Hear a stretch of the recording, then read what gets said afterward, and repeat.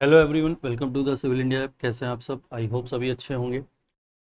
कल हम लोगों ने सीखा था कंटिन्यूड फ्रैक्शन, और मेरे को आज आगे जो पढ़ाना था, मैंने आज डिसाइड करा था कि भाई आज जो टॉपिक शुरू करेंगे उन लोग हम लोग पढ़ेंगे comparison of fraction. Comparison of fraction मतलब भिन्नों की तुलना करना। ठीक है, इसमें हम लोग ये जानेंगे कौन सा भिन्न बड़ा होता है, कौन सा भिन्न छोटा होता है, कौन सी लार्जेस्ट फ्रैक्शन है, कौन स्मॉलेस्ट है, असेंडिंग ऑर्डर में कैसे रखते हैं, डिसेंडिंग ऑर्डर में मतलब आरोही अवरोही क्रम में कैसे रखते हैं। तो ये सब हम लोग आज की क्लास में सीखने वाले थे। लेकिन आज की क्लास के लिए हम आपसे सॉरी चाहेंगे कि आज की क्लास के लिए मेरा शेड्यूल थोड़ा सा ज़्यादा बिजी हो गया और अनएक्सपेक्टेड हो गया। मैंने जितना टाइम सोचा था उतना से ज़्यादा लग गया।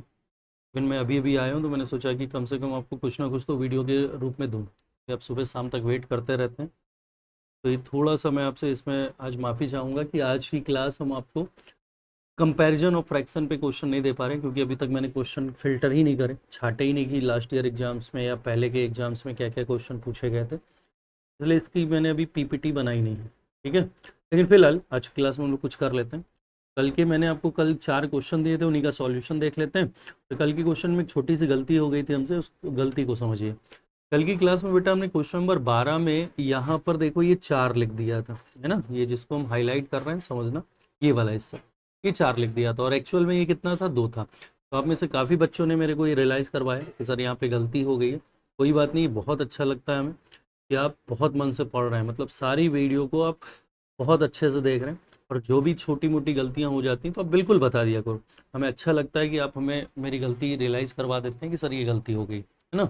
इस जगह पे क्या हो जाएगा सवाल का आंसर, जरा यहाँ पर सब कुछ सही था, बस यहाँ पर 4 की जगह क्या कर देंगे हम लोग, यहाँ पर 4 की जगह बेटा 2 कर देंगे, क्योंकि यहाँ पे 2 वैल्यू थी। ठीक है, तो बस यहाँ पर 2 करके सॉल्व कर लेना। बात समझ में आ गई है? अगर आप चाहो तो हम सॉल्व भी कर सकते हैं। देखो 14/8 को हम क्या लिख सकते थे, 14 और 8 लिख सकते थे। 1 2 3 4 हम क्या लिखेंगे, +2 +2 +6, फिर बेटा +2। अच्छा, डिवाइड पहले कितने से है, 10 से, फिर 7 से, फिर 5 से। तो डिवाइड है पहले 10 से, फिर है 7 से, और फिर फाइनली 5 से। अब सॉल्व कर लेते हैं इसको। 8 दूनी 16, 16 में 14 जोड़ेंगे तो 30 हो जाएगा। 10 से 30 कट गया, 3 हो गया। 3 दूनी 6, 6 में 8 जोड़िए 14 हो जाएगा। 7 से 14 गया 2 बार, 2 × 6 12, 12 में 3 जोड़ेंगे 15 हो जाएगा। 5 से 15 3 बार, 3 दूनी 6, 6 में 2 जोड़िएगा 8। बाद में 8 मिला, पहले 3 मिला, इसलिए इस क्वेश्चन का राइट आंसर 8/3 होगा। सही कर लीजिएगा, क्वेश्चन नंबर 12 में गलती थी। ठीक है, अब मैंने कल आपको कुछ क्वेश्चन होमवर्क के तौर पे दिए थे, उन क्वेश्चन को समझ लेते हैं। मैंने आपको कल ये क्वेश्चन दिया था, क्वेश्चन नंबर 14, इसको सॉल्व करने को बोला था। आप में से काफ़ी बच्चों के आंसर आए थे। अभी हम आपको बता रहे हैं क्वेश्चन का राइट आंसर क्या था। भाई 4 लिखोगे, 5 लिखोगे, 1 2 3 नंबर है, +1 है, फिर प्लस का 5 है, फिर प्लस का 2 है ना। डिवाइड बाई 3 है, डिवाइड बाई 2 है। डिवाइड बाई पहले कितना है, 3, और फिर कितना है, 2। हम यहाँ डिवाइड 3 से कर लेंगे और डिवाइड 2 से कर लेंगे। और ये ध्यान देना है कि भाई ये 1 के अपॉन में था। अच्छा, पिछला क्वेश्चन भी था क्या? हाँ, ये थोड़ा सा ध्यान देना इस पर। देखो फिर गड़बड़ हो रहा था, आप सब फिर रिप्लाई अभी करते हैं कि ये चीज़ किसके अपॉन में थी, 1 के अपॉन में थी। और कल मैंने बताया था अगर कोई चीज़ 1 के अपॉन में फ्रैक्शन है तो वैल्यू पलट जाएगी। तो इसलिए क्वेश्चन का आंसर 8/3 ना लिख के हम क्या लिखेंगे, 3/8 लिखेंगे, है ना। ठीक है, समझ लेना, 8/3 ना लिख के हम क्या लिखेंगे, 3/8। क्यों लिखेंगे? क्योंकि वैल्यू पलट जाएगी 1 के अपॉन में। अब इस क्वेश्चन में आ जाओ, 1 के अपॉन में तो वैल्यू इन्वर्स होगी, बात को ध्यान देना। चलो कर लेते हैं। 5 का गुणा 1 में करो 5, 5 में 4 जोड़ो 9, 3 से 9 गया कितनी बार, 3 बार। तो 3 × 5 15, 15 में 5 जोड़ो 20, 2 से 20 गया 10, 10 दूनी 20, 20 में 3 जोड़ेंगे 23। कितना आया बेटा, 23 आया। और ये कितना है, 10। तो हमारी वैल्यू क्या बनेगी, 23/10। क्योंकि हम देख पा रहे हैं कि 1 के अपॉन में तो भिन्न पलट जाएगी, तो हमारे क्वेश्चन का राइट आंसर हो जाएगा 10/23। तो इस क्वेश्चन का राइट आंसर था 10/23। सवाल नंबर 14 का आंसर है 10/23। ठीक है, मिला लीजिएगा आप अपने आंसर। अब आते हैं इस सवाल पे, क्वेश्चन नंबर 15 पर। देखो सवाल नंबर 15 में क्या है, आंसर क्या होगा समझना, एकदम आसान था। 1 है, 5 है, लिख लिया। 1 2 3, 3 बार 1 लगाना है, +1 +1 +1। यहाँ तो सिंपल नंबर है। अच्छा, ये बात ध्यान रखना, भिन्न किसके अपॉन में है, 17 के। तो हम पहले इतना वाला हिस्सा सॉल्व कर रहे हैं। सॉल्व करेंगे तो 5 1 जा 5 +1 6 हो जाएगा, 6 1 जा 6 + 5 11 हो जाएगा, 11 1 जा 11 + 6 17 हो जाएगा। हमें लास्ट में क्या मिला, 17 मिला, और पहले क्या मिला, 11 मिला। यानी कि हमारी वैल्यू जो आ गई 17/11, यानी इस वाले पार्ट की वैल्यू आ गई 17/11। लेकिन हम देख पा रहे हैं 17 के अपॉन में, तो हम लिख सकते हैं 17/17/11, ये तो होगा। अब ये वाला इन्वर्स होके ऊपर जाएगा तो ये बन जाएगा 17 × 11/17 होगा। 17 से 17 कैंसिल, तो हमारे क्वेश्चन का राइट आंसर क्या आ जाएगा, 11 हो जाएगा। तो अपने क्वेश्चन का राइट आंसर 15 नंबर का आंसर क्या था, 11 था। आगे बढ़ते हैं नेक्स्ट क्वेश्चन। ये प्रश्न देख लीजिए, सवाल नंबर 19। देखो क्वेश्चन कैसे होगा। सिंपल सा सवाल था ये भी भाई, कल की क्लास जितने जिसने अच्छे से देखी उन सबको कोई प्रॉब्लम नहीं आ रही होगी। 4 है 5 है, फिर क्या लिखोगे, प्लस का 1 लिखोगे, फिर क्या लिखोगे, प्लस का 2 लिखोगे, फिर +1 लिखोगे, फिर +1 लिखोगे। डिवाइड पहले 3 से, फिर 2 से, फिर 1 से। तो यहाँ डिवाइड होगा 3 से, फिर 2 से, और फिर फाइनली 1 से। सॉल्व करेंगे हम लोग तो 5 1 जा 5, 5 में 4 जोड़ दीजिए 9, 3 से 9 गया 3 टाइम, 3 2 जा 6, 6 में 5 जोड़ दीजिए 11, 2 से 11 काटेंगे तो 5.5 आएगा। 5.5 इंटू 1 5.5, 3 जोड़ दीजिए तो 8.5 होगा। 8.5 इंटू 1 करोगे तो 8.5, 8.5 में 5.5 जोड़ दीजिए, 8 5 13 और 1 14, कितना मिला, 14 मिला। तो लास्ट की वैल्यू 14 मिली, इससे पहले 8.5, हमारी वैल्यू हो जाएगी 14/8.5, बनेगी 14/8 दशमलव। फ्रैक्शन के नीचे तो कुछ है नहीं, मतलब यही आंसर होगा। अब चूंकि इसको सॉल्व करना है तो हम क्या करते हैं, पॉइंट हटा देना है। अब इसको 5 से काट देते हैं, तो 5 से जैसे ही आप काटोगे तो ऊपर आ जाएगा 5 दूनी 10, 4 बचा 40, 28। नीचे काटे 5 से तो 17 आ गया, यानी हम ये कह सकते हैं ये बना बेटा 28/17। इसको और बार भाग करें तो 17 एकम 17 होता है, बचेगा 11, तो आंसर हो जाएगा एक सही 11/17। यानी इस क्वेश्चन का राइट आंसर था ऑप्शन नंबर ए। जितने बच्चों का आंसर आया था वेरी गुड, राइट आंसर होगा एक सही 11/17। आगे बढ़ते हैं, ये क्वेश्चन को समझ लेते हैं। मैंने कल ऐसे क्वेश्चन में बताया था कि भाई ऐसे क्वेश्चन में आप सिंपल भाग विधि करो। 21 से हम क्या करते हैं, 61 में डिवाइड कर देते हैं, तो 21 से भाग जाएगा 2 बार, 21 दूनी होता है 42, 11 में 2 गया 9, 5 में 4 गया 1। 19 से 21 में बेटा भाग करो, 19 से कम 19, कितना बचा, 2 बचा, तो 2 से 19 में भाग कर लेते हैं। 2 9 18 हो गया, कितना बचा, 1। 1 से 2 में भाग करेंगे तो 1 दूनी 2, कट गया। मैंने बोला था जो लास्ट में आएगा वो समझ लो ये लास्ट की वैल्यू है, सबसे जो लास्ट की वैल्यू है वो ये है, और बाकी ये सीक्वेंस से ले लो, ए, ये बी और ये सी। हम ये कह सकते हैं सर ए की वैल्यू 2 आ रही है, बी की वैल्यू 1 आ रही है, सी की वैल्यू 9 आ रही है, और फाइनली डी की वैल्यू 2, क्योंकि लास्ट में कौन है, डी है। ठीक है, ए बराबर 2, बी बराबर 1, सी बराबर 9, डी बराबर 2। जिन्होंने कल का वीडियो नहीं देखा वो देख जरूर लें। अब चूंकि मेरे को ये वैल्यू पुट करनी है इस जगह पे a+2b, तो लिख लेते हैं, a की जगह 2 आएगा, 2b लिखा हुआ है, तो b का मान 1 है, 1 का गुणा 2 में करोगे तो 2 बन जाएगा। c की वैल्यू रखनी है यहाँ पे, c 9 है, 9 यहाँ रखोगे तो 9 तिया 27 हो जाएगा। और 4d है, d की वैल्यू 2 है, 2 गुणे 4 कितना हो जाएगा, 8 हो जाएगा। जोड़ लीजिए, 27 4 31 और 8 39। तो इस क्वेश्चन का राइट आंसर बेटा 39 आएगा, यानी इस क्वेश्चन का राइट ऑप्शन सी ऑप्शन। चलिए आगे बढ़ते हैं, 27 नंबर सवाल, ये क्वेश्चन देखो। इस क्वेश्चन को समझने की कोशिश करो। ये ज़्यादातर बच्चों ने बोला कि सर ये क्वेश्चन नहीं समझ में आ रहा, पता नहीं ऐसा क्या था इस सवाल में जो तुम्हें समझ में नहीं आया। तरीका सब कुछ वही है। क्या करोगे, 30 से 43 में डिवाइड करके देख लो। 30 से डिवाइड करते हैं, 30 बन जा 30 हो जाएगा, रिमेनिंग बचेगा 13। 13 से 30 में डिवाइड करो, 2 टाइम जाएगा, 13 2 जा 26। 4 बचा, 4 से 13 में डिवाइड करो, 4 3 जा 12 हो गया। 1 बचा, 1 से 4 में डिवाइड करो, 4 टाइम जाएगा। इसका मतलब लास्ट की वैल्यू तो 4 आ गई, और लास्ट में यहाँ पे कौन है, डी है। इसका मतलब हम ये बात समझ गए कि सर डी की वैल्यू तो कितनी आ गई, 4 आ गई। ऊपर ए है, फिर बी है, और फिर सी। तो ए की वैल्यू देखो क्या मिल रही है, 1। बी की वैल्यू देखो कितनी मिल रही है, 2। और यहाँ सी की वैल्यू कितनी मिल रही है, 3। यही तो हुआ, ए बराबर 1, बी बराबर 2, सी बराबर 3 और डी बराबर 4। लेकिन ये क्वेश्चन इसलिए तुम्हें नहीं समझ में आया क्योंकि अभी तक के सवालों में पिछले वाले सवाल को देखो। यहाँ पर क्या बना था, केवल ए बना था, यहाँ क्या बना था, केवल बी बना था, यहाँ केवल सी बना था। इस सवाल पे आ जाओ, नेक्स्ट वाले क्वेश्चन पे जो हम कर रहे हैं। इस सवाल पे यहाँ पे क्या बना, 2 है, यानी कि ये जो वैल्यू आई है, ये वाली वैल्यू, ये ए की नहीं है बेटा। ये वाली वैल्यू किसकी हो जाएगी, तो ये ए की वैल्यू नहीं लिखेंगे हम, किसकी लिखेंगे, 2a की वैल्यू। आगे बढ़ते हैं, तो ये वाली वैल्यू देखो किसकी आएगी, बी की। हाँ, मैंने बी की वैल्यू लिखी। अगली वाली वैल्यू किसकी आएगी, 4c की। अगर ये 4c की आएगी तो हमें यहाँ सी नहीं लिखना चाहिए, हमें क्या लिखना चाहिए, 4c। बस यही, इसी वजह से आप सवाल नहीं कर पाए थे, अब इसको सही कर लो। तो यहाँ ए नहीं लिखेंगे, यहाँ क्या लिखेंगे बेटा, 2a है। ये क्या है, 2a। तो यहाँ पर ए ना लिख के हम क्या लिखेंगे, 2a की वैल्यू 1। यहाँ पे क्या है, बी है, इसलिए यहाँ पर बी लिखा, बी बराबर 2, सही है। यहाँ पर क्या लिखा है, 4c, इसलिए हम यहाँ सी नहीं लिख सकते, हमें क्या लिखना पड़ेगा, 4c बराबर 3। और फिर ये फाइनली क्या है, डी है, इसलिए मैंने डी बराबर 4 लिखा। अब हमें a plus B plus C plus D चाहिए, a plus B plus C plus D चाहिए, है ना। अब आप जरा सोचो भाई, अगर 2a का मान 1 है, इस बात को समझो कि अगर 2a का मान 1 है तो आप बताओ, अगर 2a का मान 1 है तो क्या a का मान 1/2 हो जाएगा, है ना। तो इस a की जगह क्या आ जाएगा, 1/2 आ गया।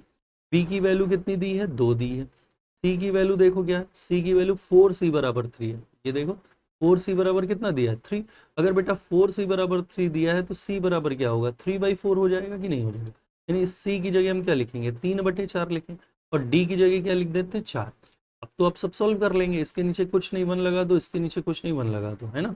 अब हम क्या कर लें, एलसीएम ले लें। 2 1 4, 1 का एलसीएम कितना आएगा, 4 आएगा। 2 से 4 भाग करो 2 बार, ऊपर आ जाएगा 2। 1 से 4 भाग करो 4 बार, 4 दूनी 8 हो जाएगा। 4 से 4 भाग करो एक बार, 1 तियां 3 हो जाएगा। 1 से 4 भाग करो 4 बार, 4 चौक 16 हो जाएगा। जोड़ लेते हैं, 16 और 3 19, 19 और 8 27, 27 और 2 29। तो ऊपर 29 मिला, नीचे 4 मिला। अपने क्वेश्चन का राइट आंसर क्या होगा, 29/4। तो इस क्वेश्चन का राइट आंसर लगाइएगा 29/4, ठीक है। तो शायद कोई डाउट नहीं बचा होगा, तो इस क्वेश्चन का राइट आंसर आप लगाएंगे 29/4। क्लियर। अब हम लोग उन बच्चों के नाम जानते हैं जिन्होंने आंसर दिया। बहुत बच्चों के आंसर है, देखो मेरे पास कम से कम 50 नाम तो हैं ही। अब हो सकता है कुछ बच्चों के नाम हमसे छूट गए हों, माफ़ी चाहेंगे उन सभी बच्चों से जिनके नाम अगर छूट गए, अपने आंसर भेजें, और अगर हम नहीं लिख पाए। मेरे पास जो सबसे पहले मैसेज आया था वो तस्लीम बानू जी का था, उसके बाद शिवा का मैसेज आया था, फिर निकिता का। इन 3 बच्चों के मैसेज सबसे पहले आए थे। इसके बाद शैलजा यादव, रश्मि, दीक्षा चौधरी, श्वेता वर्मा, प्राची चंदेल, रूपसी कटियार, प्रिया यादव, शिप्रा, प्रतिभा राणा, प्रियांशी, फहमिदा, ममता, राधे परियार, अंजलि कुशवाहा, नीतू तिवारी, निधि कटियार, क्षमा, दीप्ति शर्मा, प्राची मिश्रा, प्रज्ञा सिंह, हिना नाज, आस्था कुशवाहा, श्रेया निगम, प्रियांशी उमर, सालू कुशवाहा, नेहा सिंह, अन्नपूर्णा मिश्रा, ज्योतिष्ना साहू, संजय सिंह, अंशिका यादव, आस्था पाल। देन रोहित सोनकर, प्रियांशी शर्मा, अंजलि, आरती, रचना साहू, सुभी गुप्ता, काजल वर्मा, साक्षी दीक्षित, मोनिका, रामलखन सरोज, आकांक्षा मिश्रा, शिवांगी, संजय, विवेक गुप्ता, अरुणा पाल, आकांक्षा। इतने बच्चों के मैसेज मेरे पास है।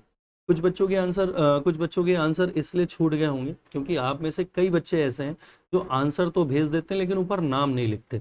अब आप खुद देखो, 50 बच्चों के आंसर तो मेरे को दिख रहे हैं, तो इतने ज़्यादा व्हाट्सएप पे मैसेज देखना मेरे लिए इम्पॉसिबल हो जाता है। इसीलिए हम आपसे बोलते हैं कि आप अपने आंसर इमेज के तौर पे भेजा करो। तो इमेज क्या होती है, गैलरी में स्टोर हो जाती है, ऊपर नाम लिखा होता है, तो हमें पता चल जाता है इस बच्चे का मैसेज पहले आया, इसका बाद में आया, उसका नाम लिखा है, बैच टाइम लिखा, तो हम सीधे लिख सकते हैं। अब हम गैलरी में देखते हैं तो आंसर तो मिल रहा है लेकिन नाम ही नहीं मिल रहा। इसलिए आप हर बार जितनी बार आंसर दें उसके ऊपर अपना नाम और बैच टाइम जरूर लिखें।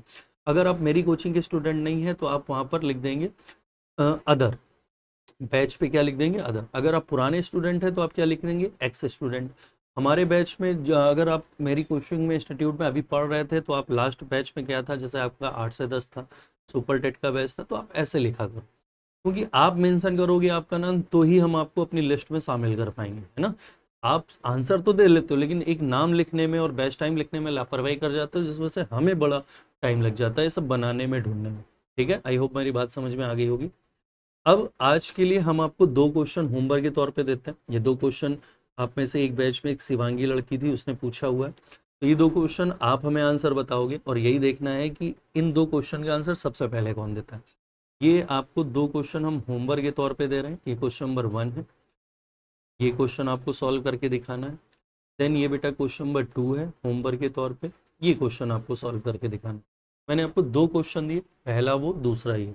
जिस बच्चे का नाम सबसे पहले लिखा जाएगा इसका मतलब उस बच्चे ने सबसे पहले मैसेज किया। ठीक है, करने का तरीका वही है कि हम बार बार आपसे क्या बोल रहे हैं कि आप नाम लिखें ऊपर, इसके बाद आप अपना बैच टाइम लिखें। बैच टाइम अगर आपको नहीं पता है, आप एक्स स्टूडेंट है तो एक्स स्टूडेंट लिखें, अब किसी दूसरे इंस्टीट्यूट के हैं तो आप अदर लिखें, ऐसे करें। सबसे पहले आंसर देने वाले बच्चे हाईलाइट करे जाएंगे, टॉप 3 नेम सबसे पहले होते हैं। उसके बाद क्वेश्चन नंबर 1 का आंसर, क्वेश्चन नंबर 2 का आंसर आप मेरे को व्हाट्सअप करोगे। व्हाट्सअप नंबर आप सभी को पता है, 9956523745। इसी नंबर पे व्हाट्सअप करा करिए। कुछ बच्चे पुराने नंबर पे भी व्हाट्सअप करते हैं तो उसको हम देख नहीं पाते। ठीक है, दूसरी बात, एक बात और जो हम आपसे करना चाहते थे वो ये कि ज़रूरी नहीं कि आप इस ऐप के बारे में अपने इंस्टीट्यूट के ही बच्चों को ज्वाइन कराएं।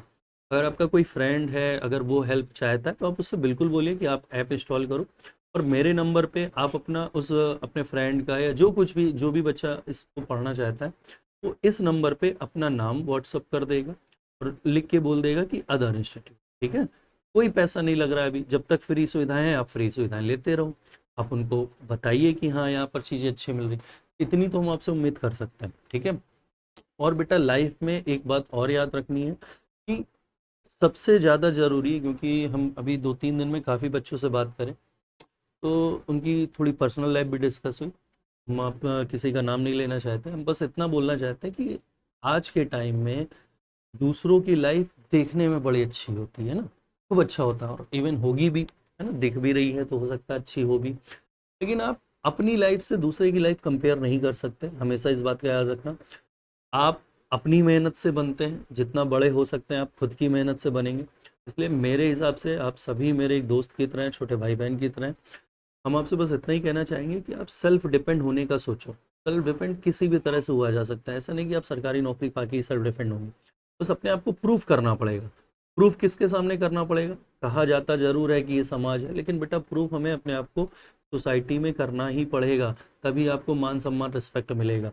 अब कितना भी अच्छे से, कितना भी आपके पास रुपए हो, सोसाइटी में आपको कोई पूछने वाला नहीं तो आपकी कोई इज्जत नहीं होगी, सब बुराई करेंगे, है ना। तो इसलिए हम आपसे इतना बोलना चाह रहे हैं, आप अपने आप को प्रूव करो। आप अपने आप को प्रूव करोगे तो जाहिर सी बात है आपके पेरेंट्स खुद प्राउड फील करने लगेंगे।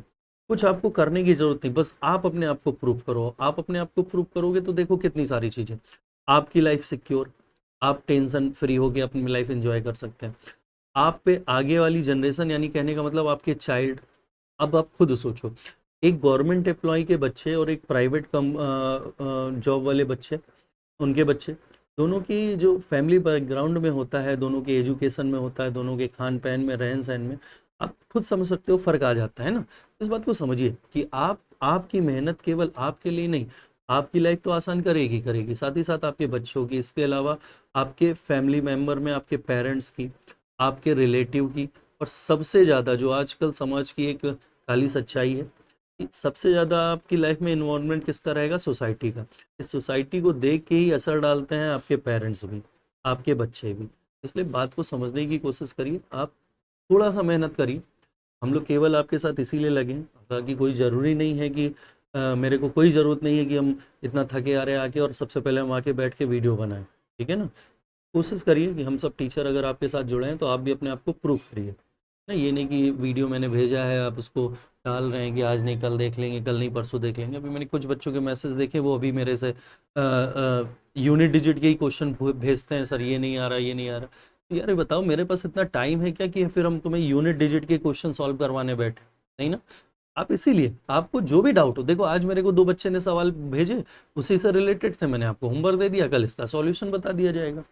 तो आप लगातार वीडियो देखते रहो, आपके पास खुद को टाइम देना पड़ेगा बेटा, हम आपको कितना टाइम दे पाएंगे, समझ रहे हैं ना। चलिए कोई नहीं, आज के लिए इतना ही रखते हैं फिलहाल, मिलते हैं कल के वीडियो में, और कल कोशिश करेंगे कि हम आपको फ्रैक्शन, कंपैरिजन और फ्रैक्शन पूरा खत्म करवा दें, ठीक है।